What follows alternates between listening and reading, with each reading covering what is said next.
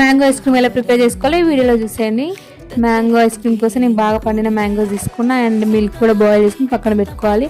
అందులో ఈ custard powder వేసుకొని బాగా మిక్స్ చేసుకోవాలి. కస్టర్డ్ పౌడర్ వేసాక గ్యాస్ అనేది సిమ్లోనే పెట్టాలి, లేకపోతే మాడిపోతుంది.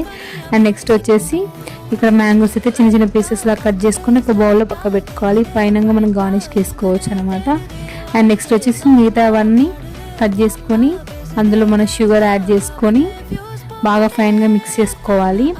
చేసుకున్న తర్వాత నెక్స్ట్ దాంట్లో మనం ముందుగా ప్రిపేర్ చేసుకున్న మిల్క్ ఏదైతే ఉందో కస్టర్డ్ మిల్క్ అది మనం ఇప్పుడు యాడ్ చేసుకోవాలన్నమాట.